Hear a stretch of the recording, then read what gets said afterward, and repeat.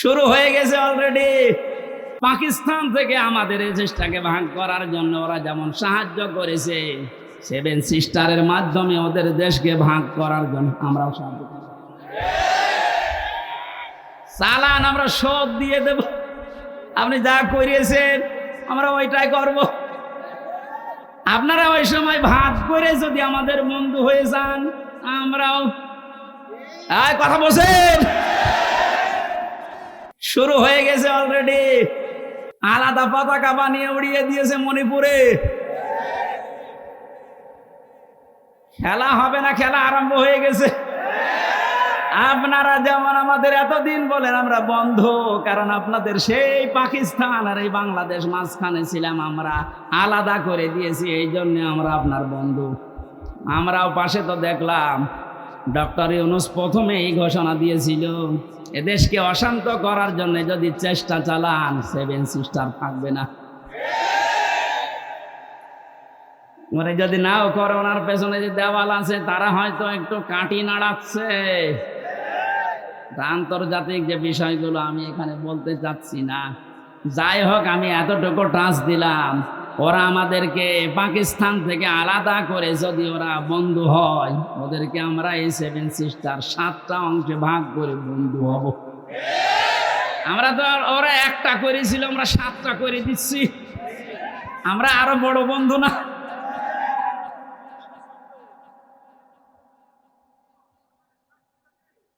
যশোরবাসী এবার খেয়াল করেন, না আমরা শুধু ভারত থেকে না, চীন থেকে না, রাশিয়া থেকে না, আমেরিকা না, কারো কাছ থেকে খুঁটি নিতে চাই না। আল্লাহ যে খুঁটি দিয়েছে শান্তির ঘর বানাতে, আমরা ওই খুঁটি নেব। আমার কথার অর্থ বোঝার চেষ্টা করেন, খুব খেয়াল করে শুনবেন। আমি কোরআনে কারীম থেকে পেয়েছি, 1 নম্বরে আল্লাহ পাক বুনিয়াল ইসলাম আলা খামসিন শাহাদাতি আল্লাহ ইলাহা ইল্লাল্লাহ। এই যে হাদিসটার ভেতরে 5টা বিষয় আছে, তার 4টা খুঁটি আমি সেট করেছি। নামাজ, রোজা, হজ আর যাকাত, এই 4টা খুঁটি মজবুত ভাবে গেড়ে দেওয়া লাগবে। খুঁটি থাকলে হয় না। ঘরকে শান্তির ঘর বানাতে হলে বেড়া দেওয়া লাগে। কথা বলেন না কেন? কোরআনে কারীম থেকে আমি বেড়া বের করেছি 4টা। 1 নম্বরে বেড়া, 1 নম্বরে বেড়ার নাম হচ্ছে রাজনীতির বেড়া। এটা যেহেতু চলছে এখন দেশে, এটা পরিষ্কার করা লাগবে।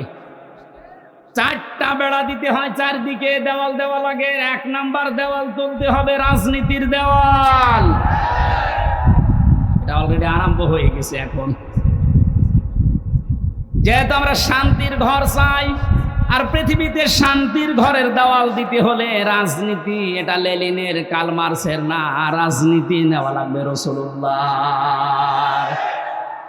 এবার রাসূলুল্লাহর রাজনীতি কি? এবার তাকান, সূরা নিসা 5 নম্বর পারা 6 নম্বর পৃষ্ঠা 9 নম্বর লাইনের 59 নম্বর আয়াতের প্রথম অংশ।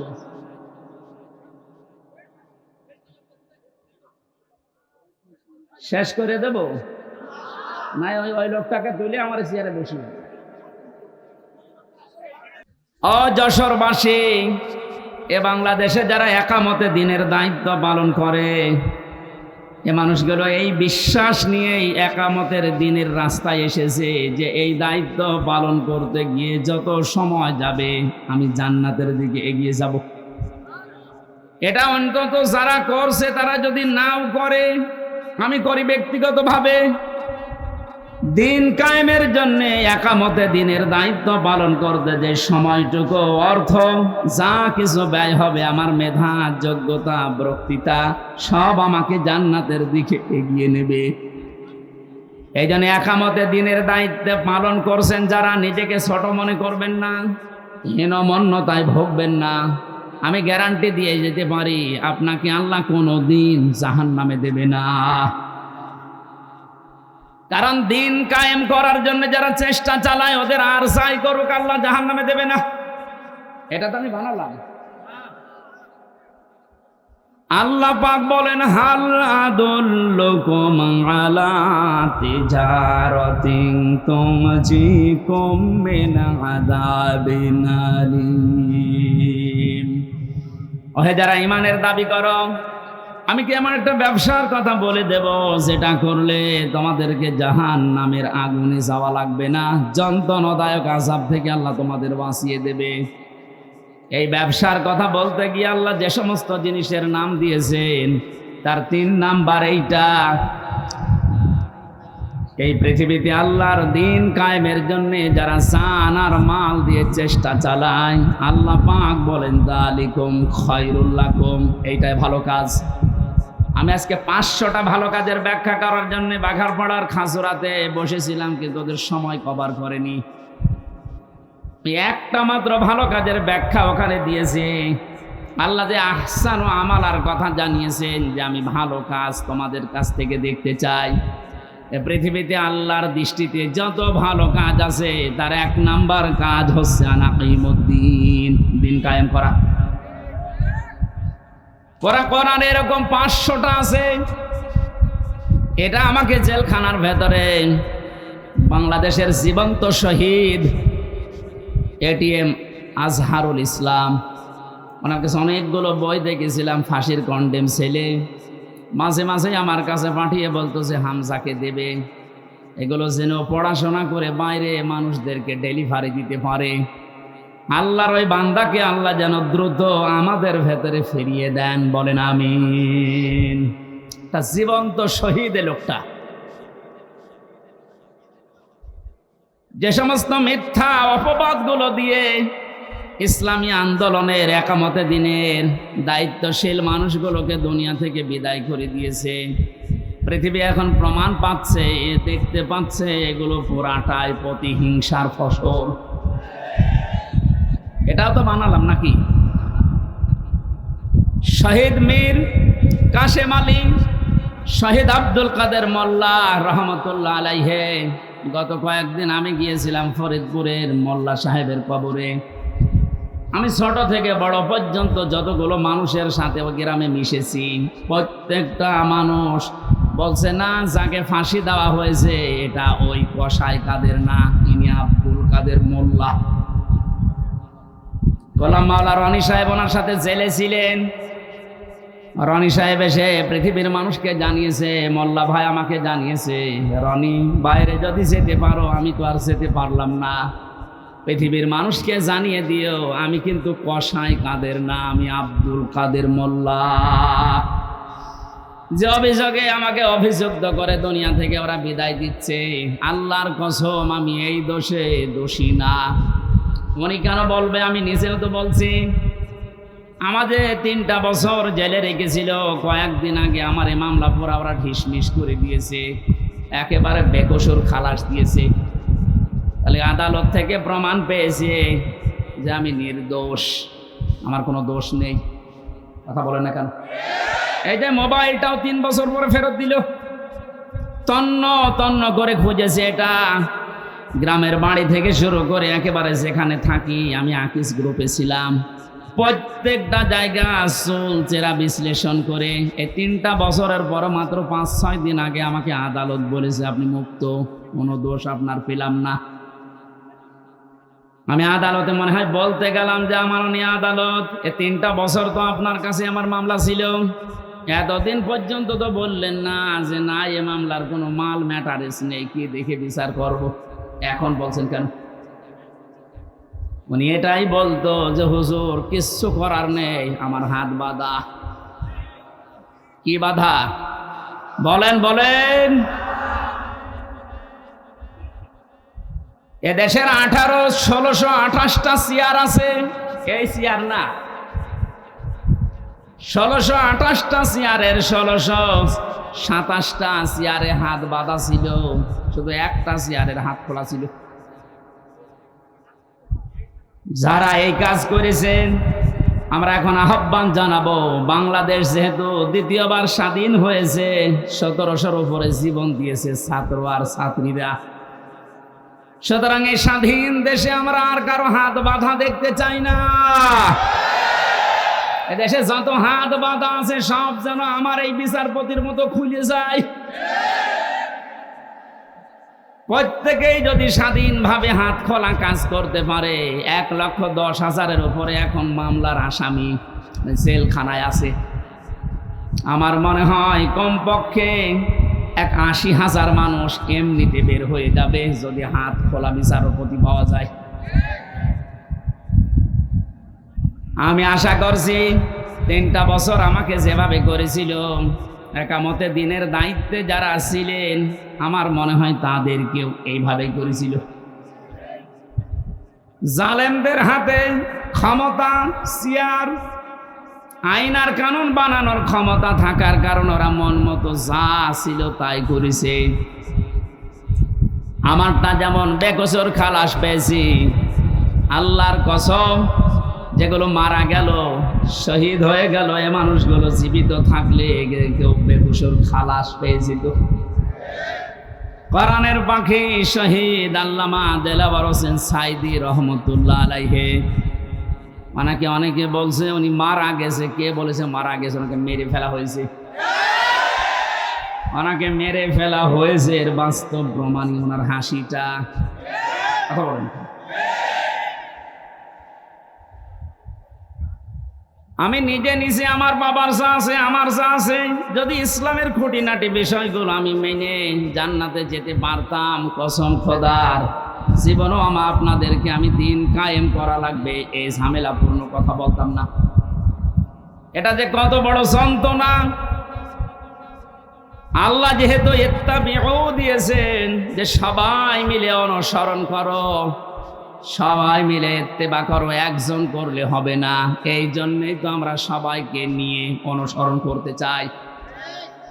সুখবর একটা আছে, বাংলাদেশে ইসলামী দল যতগুলো আছে প্রকাশ্য শিরিক এবং বেদাত যারা করে এরা বাদ দিয়ে অন্তত আল্লাহ একজন আছে, কেবলাকে কেবলা বলে মানে। এইরকম কিছু নিয়ম নীতিতে যারা কাউকে শরিক করে না, কাউকে বিশ্বাস করে না আল্লাহ বাদে, এ মানুষগুলো দেখলাম আজকে সব এক হওয়ার জন্য ঐক্যবদ্ধ হচ্ছে। জালেমরা তো পালিয়েছে, মুনাফিক যারা এদের গায়ে অনেকের এখন আগুন লেগে গেছে, কারণ এরা চিন্তা করছে এভাবে যদি সব এক হয়ে যায়, আমরা 5 তারিখের পর থেকে যেভাবে শুরু করেছিলাম এই কাজও বন্ধ হয়ে যাবে। ওরা বুঝে ফেলেছে। এজন্য আশা করছি যেভাবে এগিয়ে যাচ্ছে সবাই মিলে অনুসরণ করার জন্যে ধর্ম বিষয়ক উপদেষ্টা যিনি আছে ডক্টর আফামা খালিদ হোসেন, আল্লাহ তার হায়াতে তাজ্জেবা সিহাতে কল্লিয়া বাড়িয়ে দেন, বলেন আমিন। ডক্টর চেষ্টা এবং ইখলাস যা দেখতে পাচ্ছি, আশা করছি ইসলামের সূর্যর সামনে আমরা এদেশে দেখতে পাবো ইনশাআল্লাহ। এই জন্য যারা আছি আমরা ছোটখাটো বিষয় নিয়ে মত পার্থক্য বাদ দেওয়া লাগবে। একটা হোস্টেলে 100 জন খাবার খায়, সকালের নাস্তা কলার পাউরুটি। 20 জন হোস্টেল ম্যানেজারকে আহ্বান জানিয়েছে যে স্যার এইটা যেন ঠিক থাকে। 80 জন বলছে না, এটা আমরা আর খাবো না, নতুন মেনু আমাদেরকে দেন। কিছু কিছু ছেলেরা বলছে আমাদেরকে খিচুড়ি দেওয়া লাগবে সকালে, কেউ কেউ বলছে আমাদেরকে চিড়া দেওয়া লাগবে, কেউ কেউ বলছে আমাদেরকে রোল দেওয়া লাগবে। আর ওই যে 20 জন ওরা বলছে যা আছে ওইটাই আমরা চাই, কলা পাউরুটি। ম্যানেজার বলছে এভাবে হবে না, ভোট দেওয়া লাগবে। আমি তো একবারে পাল্টিয়ে দিতে পারি না। ভোট দেওয়ার পরে দেখা গেল ওই যে আগের যে 20 জন আছে কলা আর পাউরুটি ওটা ঠিকই আছে। চিড়া যারা চেয়েছিল তারা 18 জন হয়েছে, যারা খিচুড়ি চেয়েছে তারা 17 জন, যারা রোল চেয়েছে তারাও 15 জন। এভাবে ভাগ ভাগ করতে করতে 20 পর্যন্ত আর যায়নি। আগে যা ছিল ওইটাই কায়েম হয়ে আছে। কি বসালাম বলেন তো? এদেশে 20 জন মাত্র এখন আগের যে সিস্টেমগুলো ছিল ওইটাই চালু রাখতে চাচ্ছে, কিন্তু আমরা এখন 80 জন পাল্টিয়ে গেছি। এই কথা বলছেন? আমরা এই 80 জন মিলে এখন যদি এই ছোটখাটো বিষয় নিয়ে মত পার্থক্য করি, কিয়ামতের আগে আমরা 20-এর উপরে যেতে পারবো না। এই জন্য সব বাদ দেওয়া লাগবে। কার কয় কলি টুপি, কার লম্বা টুপি, কার জব্বা, কার সিরা, কে হাত বাঁধে, কে মোনাজাত করে, এগুলো সব বাদ দেন। আল্লাহ একজন আছে, রাসূল আমার নেতা। এই বিশ্বাসে যারা বিশ্বাসী তারা আমরা এখন 80 জন। আরো জোরে। আমরা কোনো বিষয় নিয়ে আর সামনে ঝামেলা যেন না করে। 80 জন যদি ঠিক থাকতে পারি, ভোট যদি 80টা এক জায়গায় পড়ে, ওরা তো 20 জন চালিয়ে আসছে আগে থেকে, কিয়ামত পর্যন্ত ওরা আর বাড়বে না, কারণ আমাদের বরদোয়া লেগে আছে। রব্বি লা তাযার আলাল আরদি মিনাল কাফিরিনা দাইয়ারা ইন্নাকা ইন তাযারহুম ইউদিল্লু ইবাদাকা ওয়ালা ইয়ালিদু ইল্লা ফাজিরান কাফফারা। বলেন আল্লাহু আকবার। হযরত নূহ দোয়া করেছিলেন, মাবুদ বহু চেষ্টা চালিয়েছি 9.5 বছরে, 900 বছর ধরে, এ মানুষ ভালো হয়নি। তোমার কাছে আমি শেষ পর্যায়ে বরদোয়া দিলাম, এদের আন্ডা বাচ্চা পর্যন্ত জনজমিনে না থাকে, কারণ যেইটা থাকবে ওইটা দিয়ে তোমার বান্দাদেরকে গোমরা বানাবে।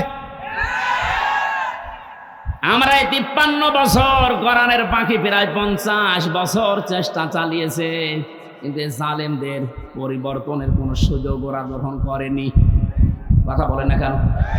চেষ্টা তিনি কম চালিয়েছিল। অধ্যাপক মতিউর রহমানও চেষ্টা চালিয়েছে, বহু কায়দায় উনি বুঝিয়েছে আপনাদের। কিন্তু 20 জনের যে অবস্থা, ও সারা জীবন কলা পাউরুটি যাবে। এই কথা বলছে না? 80 জন আমরা পরিবর্তন হয়ে এই পর্যায়ে এসেছি, আর ওরা সেই 20 জনই আছে। ও কিয়ামতের আগে আর পাল্টাবে না। কেন পাল্টাবে না? খাতামাল্লাহু আলা কুলুবিহিম ওয়া আলা সামিইহিম ওয়া আলা আবসারিহিম গিশাওয়া ওয়ালাহুম আযাবুন আযীম। আল্লাহ পাক বলেন, ওদের অন্তরে আমি মোহর লাগিয়ে দিয়েছি, ওদের কানের উপরে, ওদের চোখের উপরে পর্দা লাগিয়েছি। কঠিন যন্ত্রণাদায়ক আযাব ওদের জন্য রেডি আছে। কারণ এই পৃথিবীতে যারা আল্লাহর কালামকে অপমান করার চেষ্টা চালায়, তাদেরকে আল্লাহ হেদায়েত থেকে বঞ্চিত করে দেয়। হযরতে আব্দুল্লাহ বিন মাসউদ রাদিয়াল্লাহু তাআলা আনহু কোরআনে কারিমের সূরা রহমান নাযিল হওয়ার পর বিশ্ব নবীকে জানিয়েছিলেন, হে নবী, আমারে অনুমতি দেন, আমি কাবার চত্বরে একটু তেলাওয়াত করি। ওনার কণ্ঠটা খুব সুন্দর ছিল। ডাক দিয়ে বলেন, ঠিক আছে, মন খুলে দিয়ে পড়তে থাকো। সূরা রহমান হচ্ছে কোরআনে কারিমের সব চাইতে সুন্দর সূরা। তিনি তেলাওয়াত আরম্ভ করলেন, আর রহমানু আল্লামাল কুরআন খালাকাল ইনসানা আল্লামাহুল বায়ান। তেলাওয়াত করছিলেন এভাবে, হঠাৎ আবু জেহেল শব্দ শোনার পরে এসে হযরতে আব্দুল্লাহ বিন মাসউদের কানের উপরে দিয়েছিলেন এক থাপ্পড়। কান দিয়ে গল গল করে রক্ত বের হয়ে ওই দিন থেকে তিনি চিরদিনের জন্যে কালা হয়ে যান, আর শুনতে পাননি। এই যে বধির হয়ে গিয়েছিলেন কানে, বদরের ময়দানে আল্লাহ পাক কোরআনে কারিমের অপমানের শোধ নিয়েছিলেন।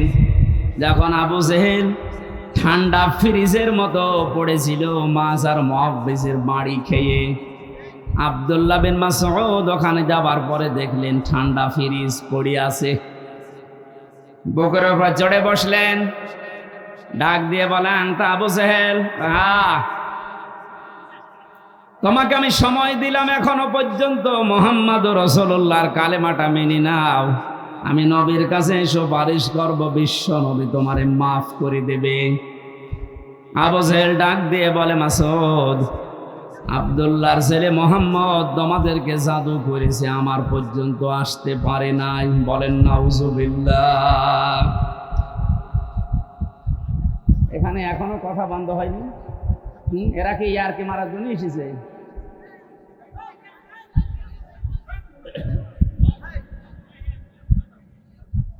আমার ভাইরা, হযরত আব্দুল্লাহ বিন মাসউদ দৌড় দিলেন নবীজির রওজার কাছে। তাঁবুর ভেতরে দেখেন বিশ্ব নবী মুহাম্মদুর রাসূলুল্লাহ হাত তুলে মোনাজাতে লিপ্ত আছে। তিনি দেখলেন মোনাজাত যখন চলছে, আমি আরেকবার যাই। ওই যে যারা পড়ে আছে এখনো মরে নাই, ওদের ভেতরে গিয়ে দেখলেন আবু জেহেল এখনো খাচ্ছে। ডাক দিয়ে বলে, তোরে সময় দিয়েছিলাম, আরেকবার দিলাম, বল। ও আবার একই কথা জানিয়েছে। তিনি আরেকবার ঘোড়া দিয়ে এসে বললেন, বল। এবার আরেকটু বাড়িয়ে বলেছে, আব্দুল্লাহর পোলা মোহাম্মদ তোমাদেরকে জাদু করেছে, আমার পর্যন্ত আসতে পারে নাই। পরে আমি এখনো যদি পাই, এখনো টুকরা টুকরা করব। হযরত ইবনে মাসউদ বললেন, না, এতক্ষণ তোরে সময় দিয়েছিলাম, আমি আর সময় দিলাম না। তুই যখন মুহাম্মদুর রাসূলুল্লাহর উপরে এই দাবি তুললি, তোরে আমি শেষ করে দেব। তরবারি বের করে গলার ভেতরে লাগিয়েছেন। আবু জেহেল ডাক দিয়ে বলে, মাসউদ কি করবি এখন? আলাদা করব। ওই সময় বলেছিল, আলাদা করবি কর, আমার গলাটা একটু বড় করে কাট, দেশের মানুষ যেন দেখে বোঝে যেটা নেতার মাথা। মরে যাচ্ছে, তার তেজ কমছে না। আমার মনে হয় এই দেশে 5 তারিখের পরে অনেক আবু জেহেলকে আমরা এখনো পর্যন্ত দেখতে পেয়েছি, পাচ্ছে, মরে যাচ্ছে, তেজ কমছে না। খাতামাল্লাহু আলা কুলুবিহিম, আল্লাহ কলবের উপরে মেরে দিয়েছেন একেবারে মোহর। এর ভালো হওয়ার কোনো পরিবেশ নেই। ইবনে মাসউদ চিন্তা করলেন, এর মাথাটা যদি নবীজির তাবু পর্যন্ত নিয়ে যেতে পারি, নবী আমার জন্য দোয়া করবেন। তিনি মাথা ধরে টানলেন, 2 হাত দিয়ে দেখে নড়ে না। চিন্তা করলেন, মাথা এত ভারী হয়ে গেল কি করে? কাছে যে রশি ছিল, তরবারি দিয়ে কানের ছিদ্রি একটা, ওর ভেতরে বান্ধন দিয়ে তিনি টানতে আরম্ভ করলেন। দেখে না, নড়ে না। কি মাথায় এত ভারী হয়ে গেল কি করে? 2 কান ছিদ্রি করলেন। 2 কানের ভেতরে রশির অগ্রভাগ 2টাই ঢুকিয়ে যখন সুন্দর করে বাঁধন দিয়ে অপর ভাগ ধরে টান দেওয়া আরম্ভ করলেন, এবার মাথা নড়া আরম্ভ হয়েছে। চিন্তা করেন, এতক্ষণ পর্যন্ত মাথা টান দিয়েছি, নড়ে না, এখন নড়ছে কোন কারণে? আল্লাহ রাব্বুল আলামিন বোঝাতে চেয়েছে, মাসউদ, আমার কোরআন কাবার সামনে তেলাওয়াত করার কারণে এই লোকটা তোর কানের ওপরে থাপ্পড় দিয়ে একটা কান নষ্ট করে দিয়েছিল। আমি আল্লাহ আজকে তোর হাতে ওর 2টা কান নষ্ট করে দিয়ে প্রতিশোধ নিলাম। পরকালে কি করব এটা আমি আল্লাহ জানি। আমি যেটা বোঝাতে চাচ্ছিলাম, এই পৃথিবীর ময়দানে কোরআনে কারিমের গায়ে যারা হাত দেয়, অপমান করার চেষ্টা করে কোরআন কেন্দ্রিক কোনো বিষয়ের সাথে, আল্লাহ পাক কিন্তু দুনিয়াতে তাদের শাস্তি দিয়ে দেখিয়েছেন। কুমিল্লায় মন্দিরে যারা দেবতার পায়ের কাছে কোরআনে কারিম রেখেছিলেন, আজ কিন্তু ধরা পড়ে যাচ্ছে। দশ ছাপিয়েছে ইসলামী আন্দোলন যারা করে, একামতের দিন যে এরা করেছে, দুনিয়া উল্টিয়ে যাবে। কখনো একামতে দিনের কোন নেতা কর্মী দেবতার পায়ে কোরআন রাখবে আমি বিশ্বাস করি না। ওরা হেফাজত ইসলামের উপরে চাপাতে চেয়েছিল যে কোরআনেরা মে মাসের 5 তারিখে আগুন লাগিয়েছে। এটা এখন প্রমাণ হচ্ছে আগুন দিয়েছে কে? আপনাদেরকে হেদায়েত থেকে বঞ্চিত করে দিয়েছে আল্লাহ এমনিতেই না, প্রমাণ এইটাই। কারণ কোরআনের ওপরে যারাই হাত দেয় তাদের কপাল আল্লাহ নষ্ট করে দেয়। আমার ভাইরা, আমরা সবাই মিলে অনুসরণ করব, কারণ হচ্ছে আমি একা একা অনুসরণ করার কথা আল্লাহ এখানে দেননি, বহু বচন দিয়েছেন। এজন্য সবাইকে নিয়ে অনুসরণ করতে চাচ্ছি। কিন্তু যাদের কপালে কোরআনের কারণে মোহর মারা আছে এই 20 জন, কলা পাউরুটি যারা চেয়েছে ও মরণ পর্যন্ত ওইটাই চাইবে। ওরা চাইতে থাক, আমরা তো এখনো 80 কয়জন? 80 বলেন, বলেন আরো জোরে বলেন আর একবার। 80 জন যদি এবার ভুল করেন, 20 কিন্তু আবার আসবে। বল করা যাবে? বলেন, একটু মিলিয়ে দেখেন তো কোথায় 80 আর কোথায় 20। এরপরও আমরা পারি না, কারণ আমরা কেউ 18, কেউ 17, কেউ 15, কেউ 14। আর ওরা যেহেতু আবাহমান কাল থেকে আসতেছে ওই 20। আমরা আর এই 17, 18, 19-এ থাকবো না, আমরা এখন 80 হয়ে যাব ইনশাআল্লাহ। সময় যেহেতু সামনে আসছে, আমরা 80 হব না 20 থাকবো ইনশাআল্লাহ। এটা করতে হলে সবাই মিলে আজ অনুসরণ করা লাগবে আল্লাহ যেটা দিয়েছে। তার নাম কি? বলেন বলেন। আল্লাহ পাক আয়াতের পরবর্তীতে জানিয়েছেন, ওয়ালা তাত্তাবিউ মিন দুনিহি আউলিয়া।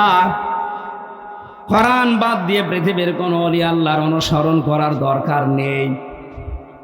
প্রশ্ন আসতে পারে, আল্লাহ কি তার ওলিদের বিরুদ্ধে? না। সূরা ইউনূসের 62 নম্বর আয়াত, 11 নম্বর পারার 15 নম্বর পৃষ্ঠার 1 নম্বর লাইনে আছে, আলা ইন্না আউলিয়া আল্লাহি লা খাউফুন আলাইহিম ওয়া লা হুম ইয়াহজানুন। আল্লাহ পাক বলেন, কোনো ভয় নেই, কোনো চিন্তা নেই আমার ওলি যারা, তাদের কোনো ভয় চিন্তা নেই। তাদেরকে সতর্ক করলাম, সুসংবাদ জানালাম, এদের ব্যাপারে তোমরা সাবধান থাকবা, এদের ভয় চিন্তা নেই। অথচ সূরা আরাফের 3 নম্বর আয়াতে বললেন কোনো অনুসরণ করার দরকার নেই। ওই আয়াতের সাথে আয়াতের কোনো মিল পাচ্ছি না। তাহলে আল্লাহর কথাও চাচা এরশাদের মতো, সকালে একটা বিকেলে একটা।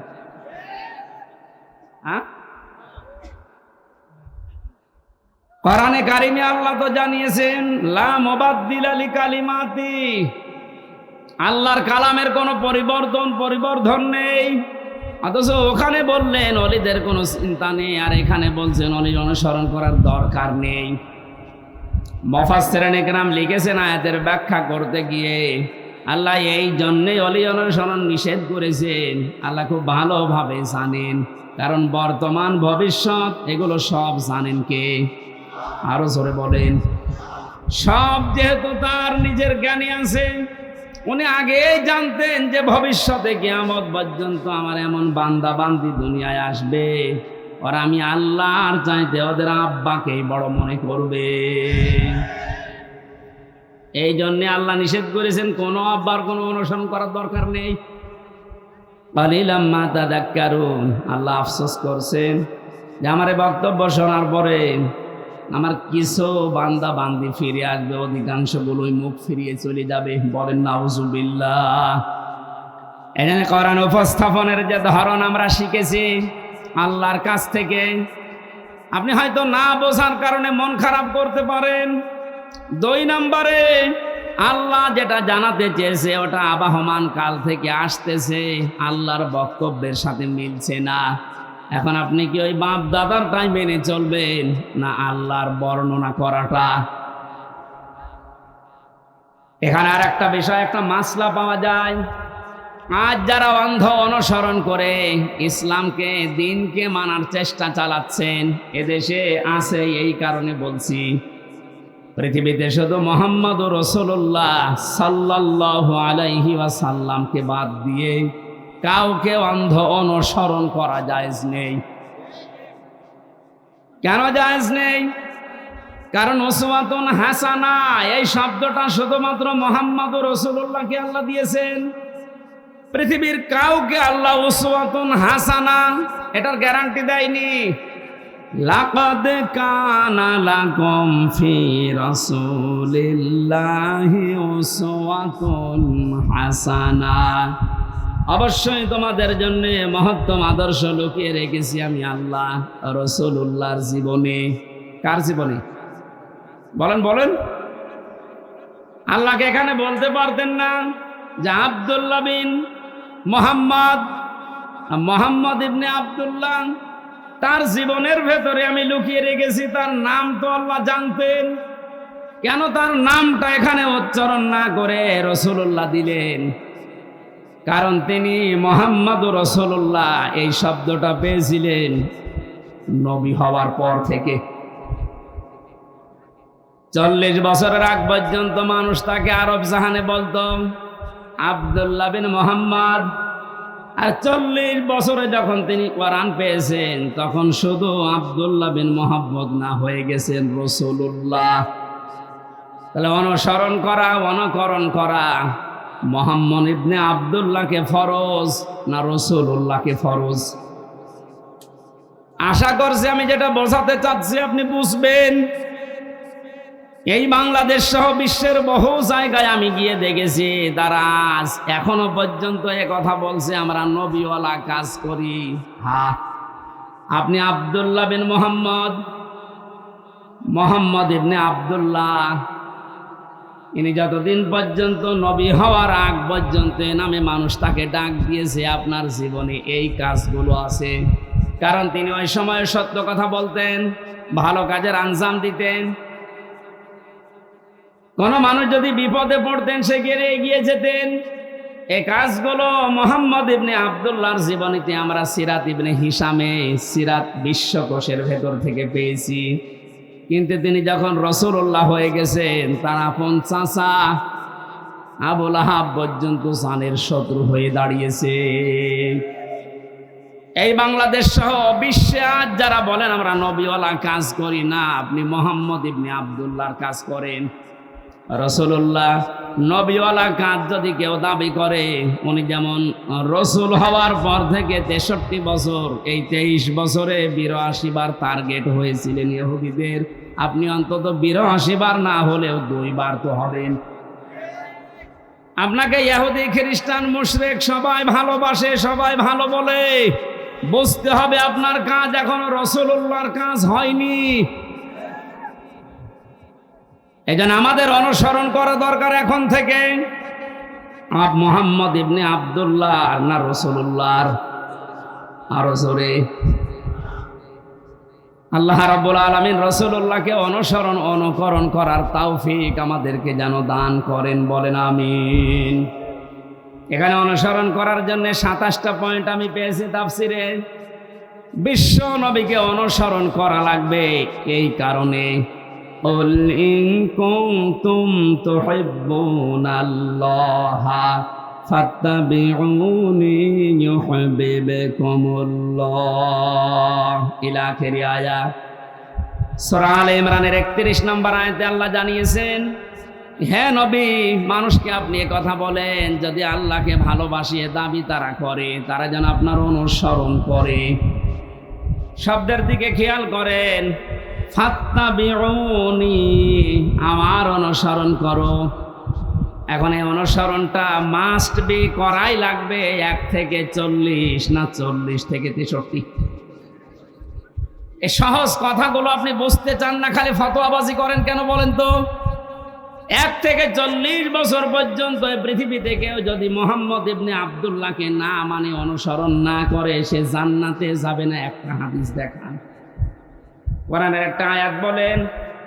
কিন্তু মুহাম্মদ ইবনে আব্দুল্লাহ থেকে যখন রাসূলুল্লাহ হয়ে গেছেন, আমরা সবাই এখানে জানি উনি রাসূল হয়েছিলেন কত বছর বয়সে? আর জোরে বলেন। 40 থেকে 63, কত? এই 23 বছরের 1 সেকেন্ডও যদি কেউ না মানে সে কাফের। ফতোয়া নতুন করে বানানো লাগবে? আল্লাহর কোরআন জানিয়েছে রাসূলুল্লাহকে অনুসরণ করা মাস্ট বি, ফরজ। ওমা আতাকুমুর রাসূল, আল্লাহ কিন্তু ওমা আতাকুম মুহাম্মদ ইবনে আব্দুল্লাহ দেননি। শব্দগুলো একটু খেয়াল করে পড়তে পারেন না? ওমা আতাকুমুর রাসূল, তোমাদের কাছে রাসূল যা নিয়ে এসেছে ফাখুযুহু, ওটা আঁকড়িয়ে ধরো।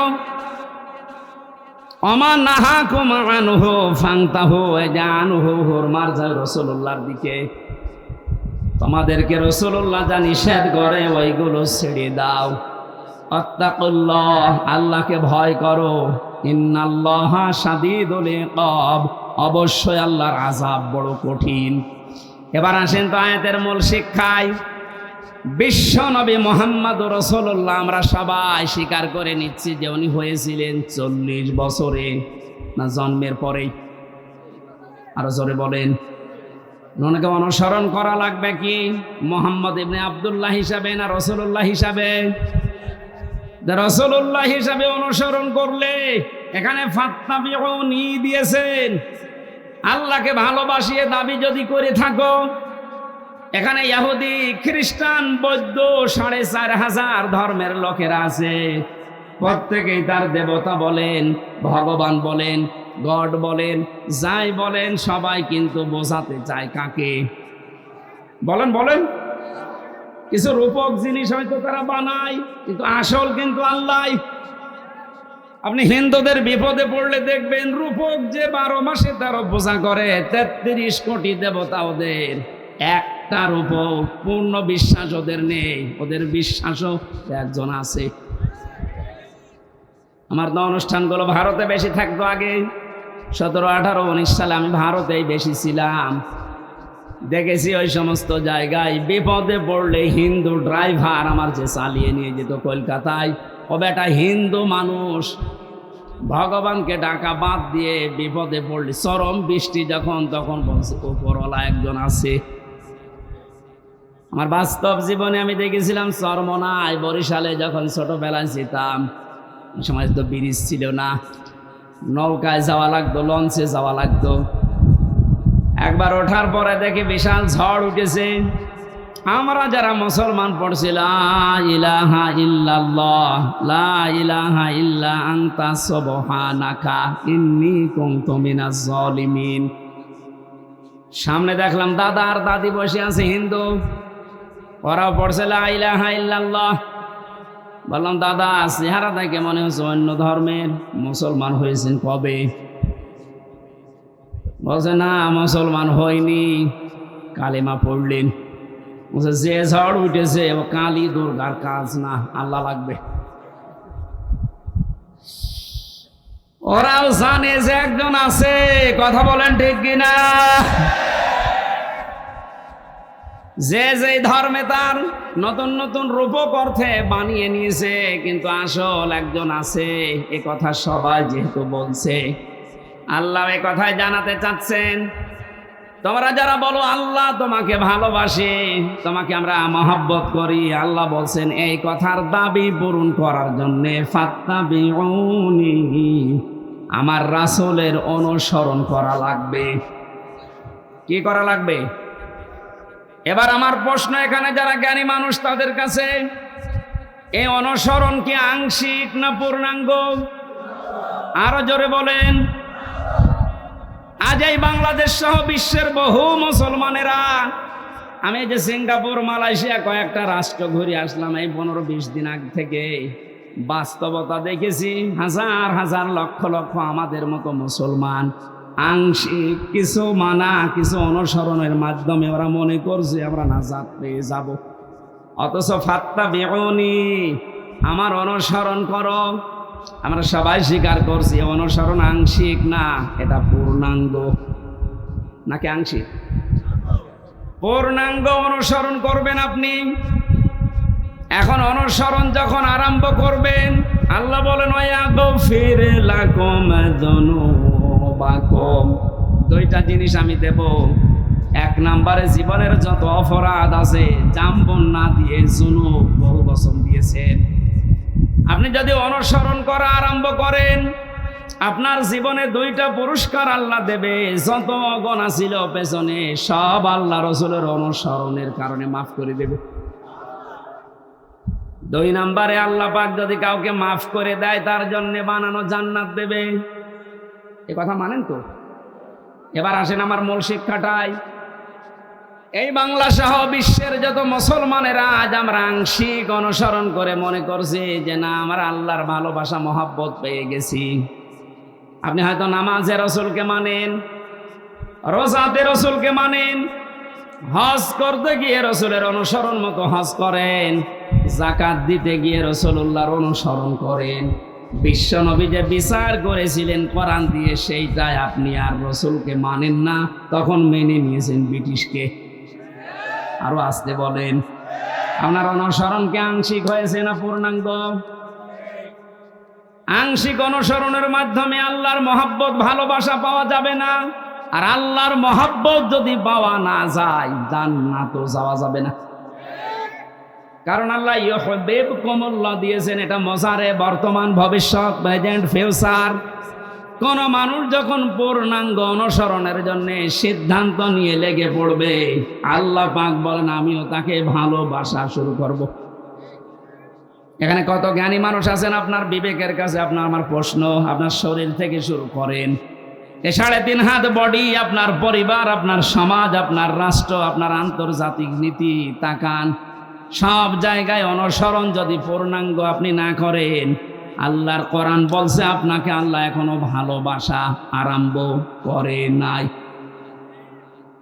তাহলে এই আয়াত অনুযায়ী বাংলাদেশে হাজার হাজার পীর আল্লাহর ভালোবাসা এখনো পায়নি।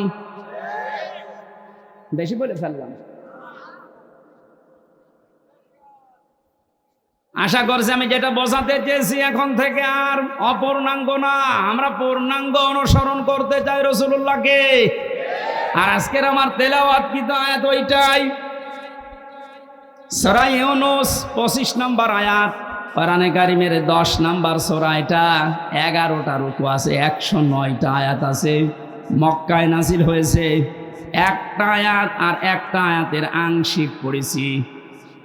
আল্লাহ রাব্বুল আলামিনও জানিয়েছেন। এবার আমি তাফসীর আকারে শুরু করছি, জবান খুলে পড়েন। আউযু বিল্লাহি মিনাশ শাইতানির রাজিম, বিসমিল্লাহির রহমানির রহিম।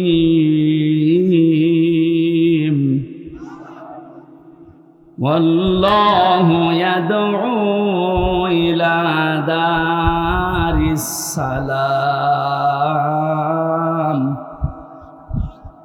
আল্লাহ পাক বলেন আমি আল্লাহ তোমাদেরকে আহ্বান জানাচ্ছি, ডাকতেছি শান্তির ঘরের দিকে। আজ বাংলাদেশ বৈষম্য বিরোধী ছাত্র আন্দোলনের মাধ্যমে যে 9টা দফা দিয়েছিল, ওই দফাগুলো একটা একটা করে একটু পড়ে দেখেন। আমি তো মিলিয়ে দেখেছি এই আয়াতের বাস্তব প্রতিফলন ওই 9টা। আমি ওগুলো সব নোট করেছি, একটা একটা করে আপনি মিলাবেন এখন থেকে। যারা আছেন যেখানে, দাঁড়িয়ে, বসে, শুয়ে, খুব অ্যাক্টিভ, আল্লাহ পাক বলেন আমি তোমাদেরকে ডাকি আমার শান্তির ঘরের দিকে। তামাম বাংলাদেশের এই 56,000 বর্গ মাইল মনে করেন একটা ঘর। এটা কি? আরো জোরে বলেন। আল্লাহ যে ঘরের দিকে ডাকতেছে ওই ঘরের নাম জান্নাত। ওই ঘরের নাম কি? 8টা জান্নাতের যে দরজা আমরা নাম শুনি, জান্নাতের দরজা 8টা নয় 100টার উপরে আমি কোরআনে পেয়েছি। এ বিষয়ে একটা বইও লিখেছিলাম ওই সময়, যে জান্নাতের স্তর 100টা। তার ভেতরে দারুস সালাম একটা দরজার নাম। দারুস সালাম মানে শান্তির বাড়ি বা ঘর। আল্লাহ পাক এখানে ডাক দিয়েছেন যে তোমরা শান্তির ঘরে প্রবেশ করো। এই পৃথিবীর মানুষ যেটা উদাহরণ দিলে বসে বেশ করেছি, বাস্তবে আমরা দেখি একটা ঘর যদি কেউ বানাতে চায় বসবাসের জন্য, শান্তি পাওয়ার জন্য, ইসলাম শব্দটা এখানে আল্লাহ দিয়েছেন দারুস সালাম। সালাম সেলমন, এখান থেকে ইসলাম, এর শাব্দিক অর্থ হচ্ছে শান্তি। কিন্তু কেউ যদি সুখ পেতে চায়, এর আলাদা একটা আরবি শব্দ আছে রহাতুন। রহাতুন মানে সুখ। রহাতুন মানে কি? ঘরের ভেতরে মানুষ সুখ পাওয়ার জন্যই প্রবেশ করে। এই যে এখান থেকে সারাদিন সারা রাত মানুষ কর্মজীবন শেষ করে যখন বাড়িতে যায়, ঘরে প্রবেশ করার সঙ্গে সঙ্গে একটা অজানা সুখ আপনাকে ঘিরে ধরে। আপনি হয়তো টের পান না। বাইরে যতক্ষণ আগে ততক্ষণ একটা আতঙ্ক কাজ করে, একটা ভয় ভয় কাজ করে। অথচ ঘরের ভেতরে 4 দেওয়াল দিয়ে যেটা আটকানো, কি আছে ওর ভেতরে, ওখানে গেলে একটা আলাদা শান্তি, ওই ভয়টা আল্লাহ যেন দূর করে দেয়। কথা বলেন ঠিক কিনা? আল্লাহ বলেন আমি এমন একটা ঘরের দিকে তোমাদেরকে ডাকছি যে ঘরে প্রবেশ করলেই তোমরা সুখ আর শান্তি দুইটাই পেয়ে যাবে। যেহেতু আমরা এখন একটা ঘর বানাবো, ঘর বানাতে প্রথমে খুঁটি দেওয়া লাগে। কি দেওয়া লাগে? খুঁটি বা পিলার দেওয়া লাগে। আল্লাহ যে ঘর বানাতে আমাদেরকে নির্দেশ দিচ্ছে যে শান্তির ঘরে প্রবেশ করো, এই ঘর যদি 56,000 বর্গ মাইলকে আপনি বানাতে চান, তাহলে 4টা খুঁটি আল্লাহর কাছ থেকে নেওয়া লাগবে। এই খুঁটিগুলো যদি কেউ ভারত থেকে নেয়, বিপদে পড়বে। ওরা এখন বিপদে আছে। এই কথা বলেন না কেন? ওরা বহু চেষ্টা চালিয়েছিল ওই সময় পাকিস্তান থেকে আমাদের এই চেষ্টাকে ভাগ করার জন্য। ওরা যেমন সাহায্য করেছে 7 সিস্টারের মাধ্যমে ওদের দেশকে ভাগ করার জন্য আমরাও সাহায্য করি। চালান আমরা শোধ দিয়ে দেব, আপনি যা করিয়েছেন আমরা ওইটাই করব। আপনারা ওই সময় ভাগ করে যদি আমাদের বন্ধু হয়ে যান, আমরাও কথা বলছেন। শুরু হয়ে গেছে অলরেডি। আলাদা পতাকা বানিয়ে উড়িয়ে দিয়েছে মণিপুরে। খেলা হবে না, খেলা আরম্ভ হয়ে গেছে। আপনারা যেমন আমাদের এতদিন বলেন আমরা বন্ধু, কারণ আপনাদের সেই পাকিস্তান আর এই বাংলাদেশ মাঝখানে ছিলাম, আমরা আলাদা করে দিয়েছি, এই জন্য আমরা আপনার বন্ধু। আমরাও পাশে তো দেখলাম ডক্টর ইউনূস প্রথমে এই ঘোষণা দিয়েছিল, এদেশকে অশান্ত করার জন্য যদি চেষ্টা চালান 7 সিস্টার থাকবে না। ওরা যদি নাও করে, ওনার পেছনে যে দেওয়াল আছে তারা হয়তো একটু কাঠি নাড়াচ্ছে। আন্তর্জাতিক যে বিষয়গুলো আমি এখানে বলতে চাচ্ছি না। যাই হোক, আমি এতটুকু টাচ দিলাম, ওরা আমাদেরকে পাকিস্তান থেকে আলাদা করে যদি ওরা বন্ধু হয়, ওদেরকে আমরা এই 7 সিস্টার 7টা অংশে ভাগ করে বন্ধু হব। আমরা তো ওরা একটা করেছিল, আমরা 7টা করে দিচ্ছি। আমরা আরো বড় বন্ধু না?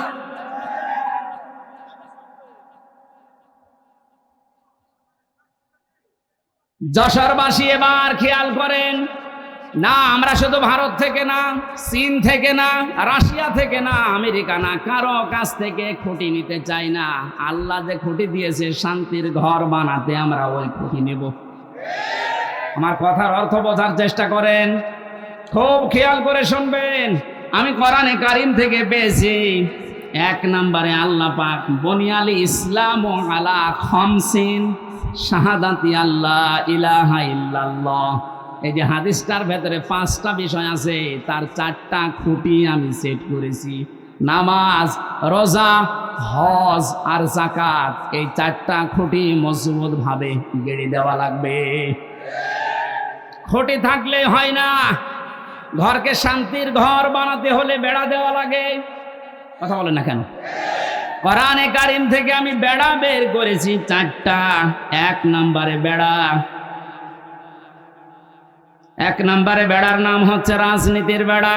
এটা যেহেতু চলছে এখন দেশে, এটা পরিষ্কার করা লাগবে। 4টা বেড়া দিতে হয়, 4দিকে দেওয়াল দেওয়া লাগে। 1 নম্বর দেওয়াল তুলতে হবে রাজনীতির দেওয়াল। এটা অলরেডি আরম্ভ হয়ে গেছে এখন।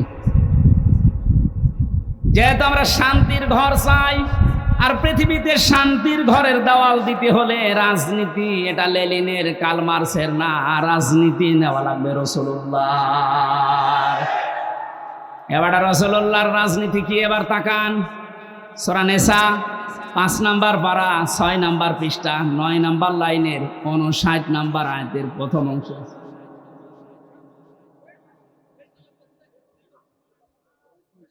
শেষ করে দেব না? ওই লোকটাকে তুলে আমার চেয়ারে বসিয়ে।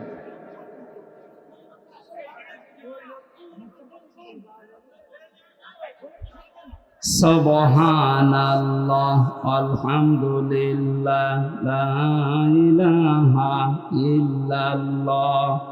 সুবহানাল্লাহ আলহামদুলিল্লাহ লা ইলাহা ইল্লাল্লাহ। মাইকের আওয়াজ আরো বাড়ান, গলা ব্যথা করছে। সুবহানাল্লাহ, এই দেখলেন? হ্যাঁ, এ তো রওশনের স্বাদ। মাইকের কে তো বদনাম করে দেবো। এখন আওয়াজ দিচ্ছেন না? আমার গলাটা নষ্ট করার জন্য ধান্দা আছেন না? আপনার আওয়াজ থাকতে আওয়াজ না বাড়িয়ে রেখে দিয়েছেন কোন কারণে? সুবহানাল্লাহ আলহামদুলিল্লাহ লা ইলাহা ইল্লাল্লাহ।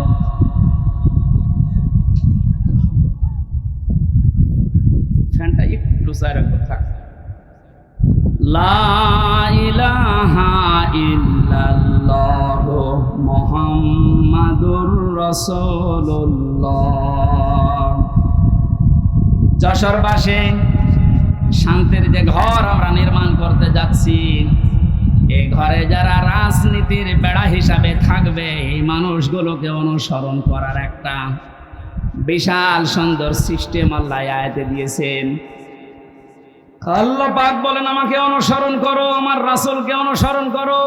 তোমাদের ভেতরে যারা রাজনীতি করবে, নেতা হবে, নেতৃত্ব দেবে, তাদেরকে অনুসরণ করবা। কিন্তু শিক্ষা হচ্ছে আতিউ, এই শব্দটা এটা একটা ফেল, এটা ভার্ব, এটা ক্রিয়া। এটা আল্লাহ নিজের নামে আর রাসূলের নামে দিয়েছেন, কিন্তু উলিল আমর যারা রাজনীতি করবে, নেতৃত্ব দেবে, নেতা হবে, তাদের আগে দেননি। বাংলার মুসলমানেরা, এমন একটা ঘর যেহেতু আমরা নির্মাণ করতে যাচ্ছি, যে ঘরে প্রবেশ করলে কোনো ভয় থাকবে না। হ্যাঁ, কথা বলেন না কেন? কোনো চিন্তা থাকবে না। বলেন বলেন। এমন একটা ঘরে আমরা যেতে প্রবেশ করতে ইচ্ছা করছি বা প্রবেশ করব বলে আশা করছি, যে ঘরের ভেতরে, ঘরের এরিয়াতে গেলে কোনো চিন্তায় থাকবে না। ঘরের পাশে যে যদি ছিনতাইকারী ধরে, ঘরের ভেতরে যারা বসবাস করছে, ওরা দা নিয়ে, খন্তা নিয়ে, বটি নিয়ে, কথা বুঝতেছেন, বাড়ির ভেতর থেকে এসে ছিনতাইকারীকে এই ঝিনাইদহ সাবেক এমপির মতো টুকরা টুকরা করে ফেলবে। আমার মনে হচ্ছে এরা না বুঝে চিল্লাচ্ছে। না, আমি জানি আপনারা বুঝে ফেলেছেন। শান্তির যে ঘর আমরা বানাতে যাচ্ছি, যা প্রবেশ করতে যাচ্ছি, যে সিস্টেমগুলো দিয়ে রাজনীতির এই বেড়া দেওয়ার জন্যে, দেওয়াল দেওয়ার জন্য আমাদের সামনে যারা আসবে রাজনীতি করতে, এই বেড়া দেওয়ার আগে দেখতে হবে আল্লাহ রাসূলকে মেনে চলে কিনা। এই জন্য আতিউটা আল্লাহ উলিল আমর রাজনীতি নেতাদের আগে দেননি। এখন থেকে সিদ্ধান্ত নিয়ে বাড়ি যাবেন আজকে। এই বেড়াটা যেহেতু সামনে দেওয়া লাগবে শান্তির ঘরে, সুতরাং আল্লাহ রাসূলকে যদি আমার বাবা হয়েও মেনে না চলে, ওই বাবাকে আমি ভোট দেব না। আর আমার আত্মীয় না, দূরের মানুষ, ও যদি আল্লাহ রাসূলকে মেনে চলে, ওর দ্বারা দুনিয়া এবং আখিরাতে আমার কাজ হবে। এটা কাজ হবে ওর দ্বারা, এটা আমি বানালাম। বলেন। সূরা নিসা 5 নম্বর পারার 10 নম্বর পৃষ্ঠার 12 নম্বর লাইনের 85 নম্বর আয়াতে আছে, মাইয়াশ ফা'শাফাআতান হাসানাতাই ইয়াকুল্লাহু নাসীবুম মিনহা ইলা আখিরি আয়া। দলিলগুলো লম্বা করছি না, গরমই আমার ভেতরে ঘেমে যাচ্ছে, জন্য তাড়াতাড়ি করছি। দুনিয়ায় যারা একটা ভালো কাজে সুপারিশ করবে, ভোট দেবে, রায় দেবে, সমর্থন জানাবে, ওই লোকটা চেয়ার পাওয়ার পরে যে ভালো কাজ করে সওয়াব পাবে, আপনি শুধু এই রায় দেওয়ার কারণে একই সওয়াব পাবেন। যেই লোকটা এই কাজ করে আমাকে উপকার করছে দুনিয়া এবং আখিরাতে, সে যদি আমার দোলা ভাই না হয়, আমার বাবা না হয়, ও যদি আল্লাহ রাসূলকে মেনে চলতে পারে, ওকে আমি সমর্থন জানাবো, সাপোর্ট করব, সুপারিশ করব। কারা এই মতের সাথে রাজি আছেন দেখে লিল্লাহে তাকবীর।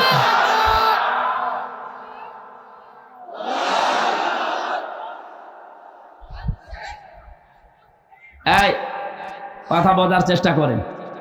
আমি এখন যেটা বললাম এটা তো রাজনীতি হয়ে গেল না। না, এটা যদি রাজনীতি মনে হয় তাহলে সূরা নিসার 59 নম্বর আয়াত কেটে আপনি বাদ দিয়ে দেবেন।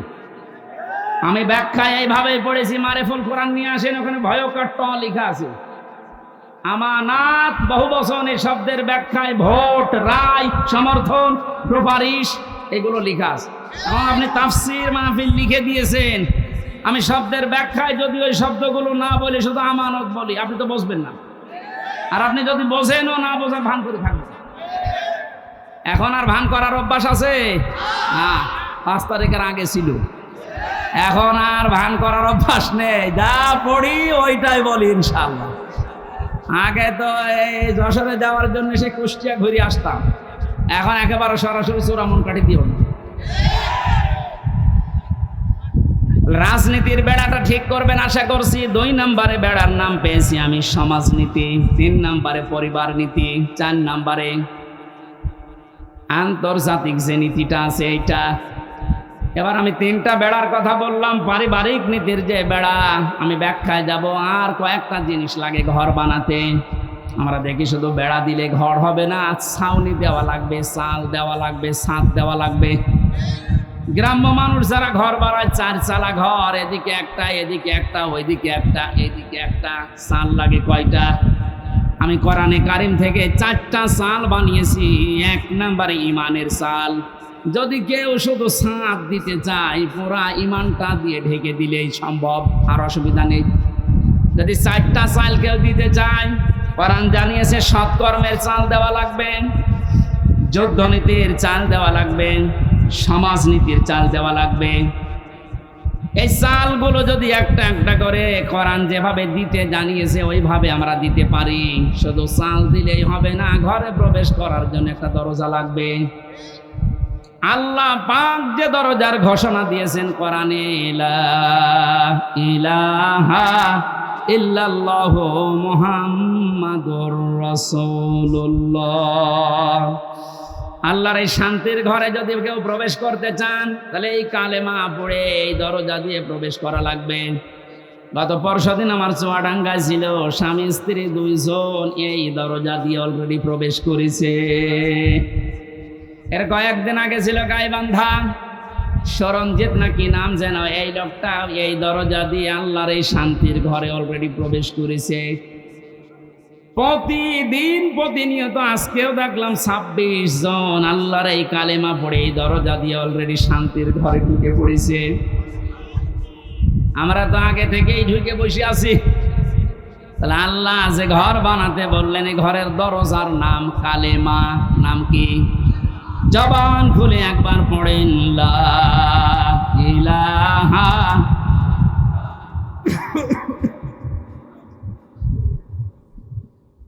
ঘরে এবার প্রবেশ করছি যারা, এ ঘরে প্রবেশ করতে হলে আংশিক পা দিয়ে আর 1 পা বের করে রেখেছি, শান্তিতে থাকতে পারবেন। দরজা দেওয়া লাগবে না। বলেন, দরজা যদি কেউ দিতে চায়, কোরআনে কারীম জানাচ্ছে, ইয়া আইয়ুহাল্লাযীনা আমানু দুখুলু ফিস-সিলমি কাফ। সূরা বাকারা 208 নম্বর আয়াতের প্রথম অংশে আছে, ও হে ঈমানদারেরা, তোমরা যদি সত্যি শান্তি পেতে চাও, আমি যে ঘর দিলাম ইসলামের, এখানে আংশিক প্রবেশ করবা না, পুরাপুরি প্রবেশ করো। জোরে বলেন আল্লাহু আকবার। ঘরে প্রবেশ করে যদি দেখেন জ্বালানা নেই, থাকতে পারবেন? আরামে ঘুমাবেন, দরজা বন্ধ, জ্বালানা দিয়ে চুরি হয়ে যাবে। আল্লাহ পাক এজন্য জানিয়েছেন, এই ঘর শান্তিময় রাখতে হলে আগে জ্বালানা ঠিক করো। আমরা কোন ঘরের 2টা 3টা 4টা পর্যন্ত জ্বালানা দেখি।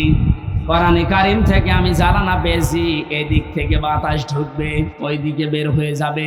2টা, একটা মুআমালাত আর একটা মুআশারাত।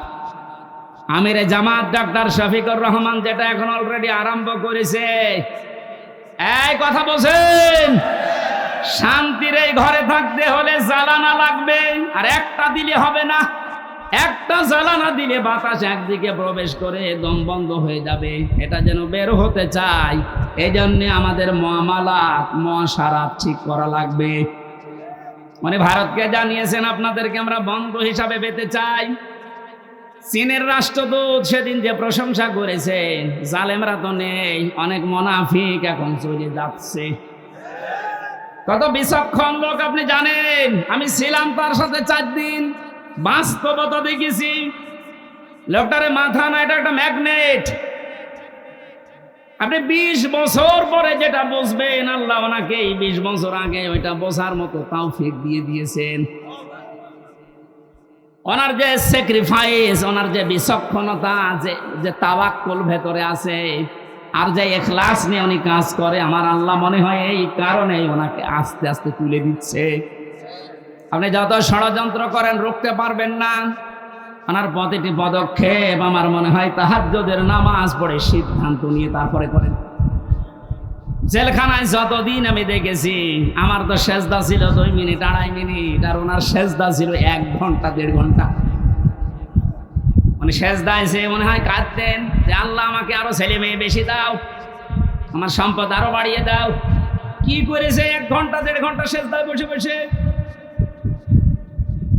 এমন এমন কিছু উনি এই যে বছরের পর বছর জেল খাটার মাধ্যমে চেয়েছিলেন, আমার আল্লাহ ওই চাওয়াগুলো জিনিস এখন আস্তে আস্তে ওনাকে দিয়ে দিচ্ছে। জালেমরা বিদায় নিয়েছে, মুনাফিকদেরকে বলবো আপনি থামেন, পারবেন না। কারণ ওনার যে মুআমালাত, ওনার যে মুআশারাত, যে বিচক্ষণতা। কোথায়? কুষ্টিয়ায় 3 জন হাসপাতালে ভর্তি আছে, কুষ্টিয়ার জেলা আমির জানে না। মনে আছে কক্সবাজারে, ওখান থেকে জেলা আমিরকে কল দিয়ে বলছে 3 জন আপনার জেলায় হাসপাতালে কিছুক্ষণ আগে অ্যাক্সিডেন্ট করে পড়ে আছে, আপনি কোথায়? বলেন তো তার দূরদর্শিতা কত দূর। সেরকম একটা জেলা না, 64টা জেলা বাংলাদেশে।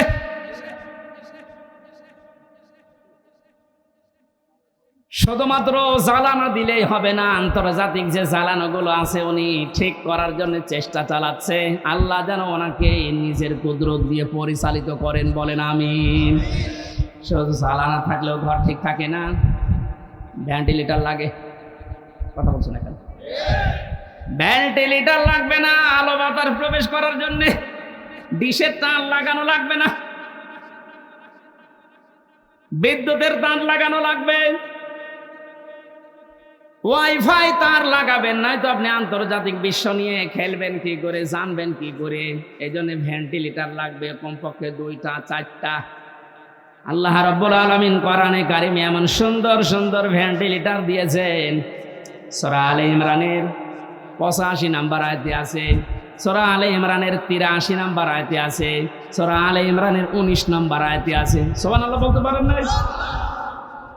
আমার গলা ব্যথা করছে, এই জন্য দলিলগুলো শুধু নাম বলছি।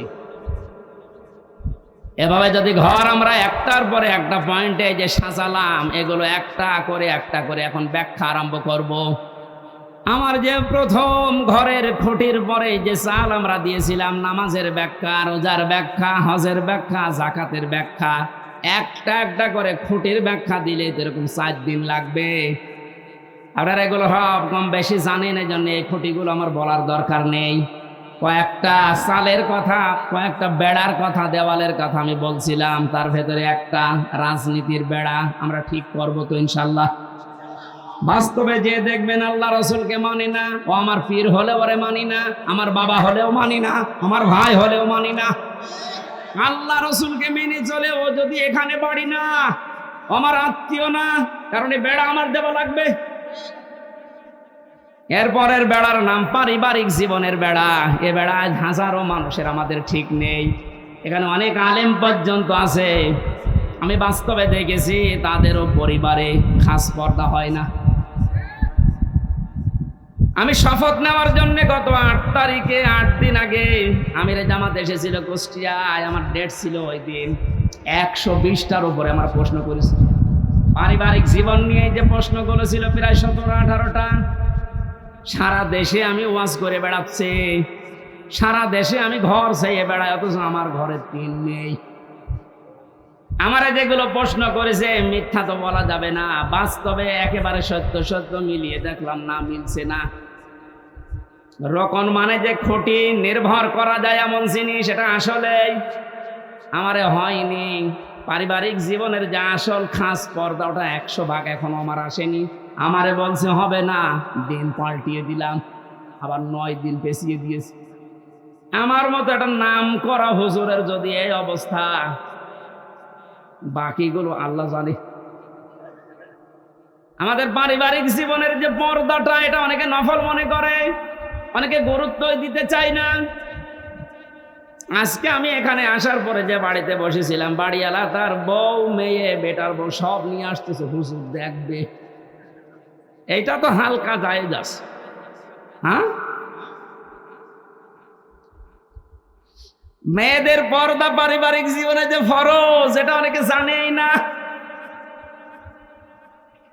এজন্য একামতে দিনের খুঁটি হওয়ার জন্যে, আমি আরবিটা বললাম না, খুঁটি হওয়ার জন্যে অনেক কাঠ খড়ি পোড়ানো লাগে।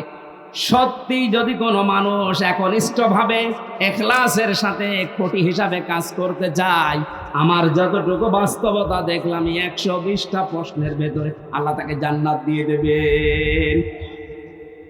আমাদের পারিবারিক জীবনে স্বামী স্ত্রীর যে সম্পর্কটা হওয়ার কথা ছিল, এখন আস্তে আস্তে ভারতের এই চ্যানেলগুলো থেকে, আশপাশের মানুষের ব্যবহার থেকে আমরা সব নষ্ট করে ফেলেছি। অধিকাংশ স্ত্রীর স্বামীর ওপরে শ্রদ্ধা নেই, ভক্তি নেই, খালি ভুল ধরার চেষ্টায় থাকে। এরকম বউ নেই? আরো আসতে বলেন। এ পৃথিবীতে যত খারাপ স্বামী হোক, ফেরাউনের মতো এত খারাপ স্বামী কারো কপালে জুটেছে? নিজের স্ত্রীর হাতে ব্রেক লাগিয়েছে, পায়ের ভেতরে ব্রেক লাগিয়েছে, কপালের ভেতরে শলাকা দিয়েছে, মাথার উপরে গরম তেল ঢেলে দিচ্ছে। হযরতে জিবরাইলকে আল্লাহ বললেন, জান্নাতটা নিয়ে ধরো আমার এই বান্দির সামনে। হযরতে আসিয়া জান্নাত দেখার পরে বলতে পারতেন, আল্লাহ তুমি আমার মরণ দিয়ে জান্নাতে প্রবেশ করাও। তিনি বলেননি। তিনি বলেছিলেন, মাবুদ তুমি জান্নাত আমার সামনে পাঠিয়ে দিয়েছো, আমি এইটা চাই না, আমি চাই তুমি যেখানে আসো ওই জায়গায় একটা ঘর আমার জন্য আলাদা বানাও, যেন ওখানে বসে বসে সব সময় তোমাকে দেখা যায়। আমার উপরে অত্যাচার চলছে, জুলুম চলছে, তোমার আবার যেন রাগ হয়ে না যায়। অনাজ্জিনি মিন ফিরআউনা ওয়া আমালিহি ওয়ানাজ্জিনি মিনাল কওমিজ যালিমিন। আরবি গ্রামার যারা বসে জিজ্ঞাসা করেন, এক আলিফ করে আল্লাহ টান দিয়েছেন। অনাজ্জিনি, আমাকে তুমি বাঁচাও। এই যে অত্যাচার করে আমার স্বামী নিজে আর লোক দিয়ে করায়, এই জালেমদের হাত থেকে তুমি আমাকে বাঁচাও। কিন্তু আল্লাহ তুমি রাগ করে আমার স্বামীর উপরে গজব দিও না।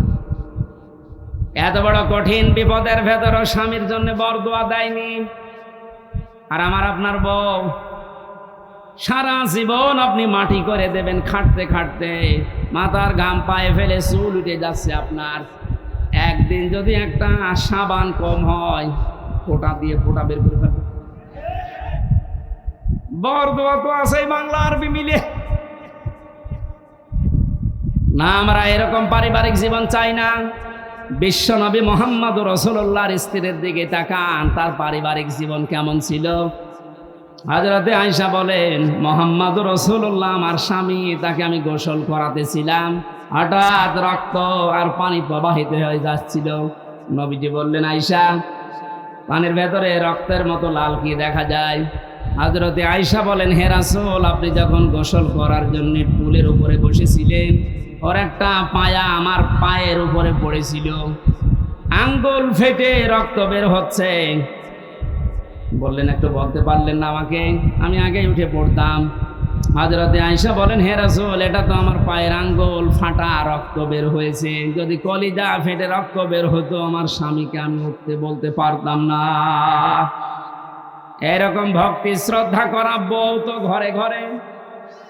কার বউ এরকম? একটু হাত তোলেন তো। এই মহিলারা আছে কনে গো?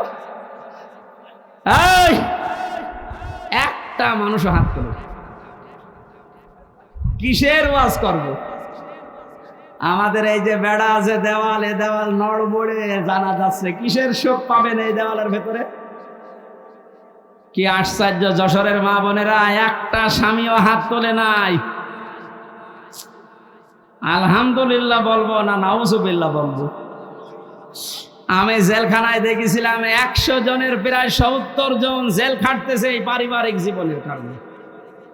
বই মেরে ফেলেছে, না আদা মারা করেছে, যাই যৌতুকের কারণে। এই সমস্ত বিষয় নিয়ে ওখানে বসে বসে আমি একটা বই লিখেছি, দাম্পত্য জীবনে কলহ এবং সমাধান কি।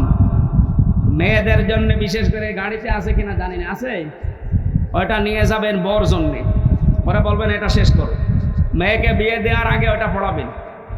120 পৃষ্ঠা লেখা আছে, যাওয়ার সময় গাড়ি থেকে নিয়ে ওদের পড়ান। পারিবারিক জীবনের এই যে দেওয়ালটা বেড়াটা, এটা আমাদের ঠিক করা দরকার। নয় তো আপনারও জীবনে এই জল্লাদ শাহজাহান এবং এখন যে জল্লাদ আছে কেন্দ্রীয় কারাগারে, এর নাম ইলিয়াস, এই বউ মারার কেসে জেল খাটতেছে। আমাদের কপালে ওরকম আবার এসে যাবে কিনা আল্লাহ জানে। এই জন্য ওইটা নিয়ে পড়ান, পারিবারিক জীবনের এই দেওয়ালটা বেড়াটা ঠিক করেন। আল্লাহ এরকম একটা শান্তির ঘর আমাদেরকে তৈরি করার তৌফিক দিন, যে ঘরের ভেতরে প্রবেশ করলেই শান্তি পাওয়া যায়। আল্লাহ আমাদেরকে দোয়াও শিখিয়েছেন, আমরা ওই দোয়াই আরম্ভ করছি। নেন, রব্বানা হাব লানা মিন আজওয়াজিনা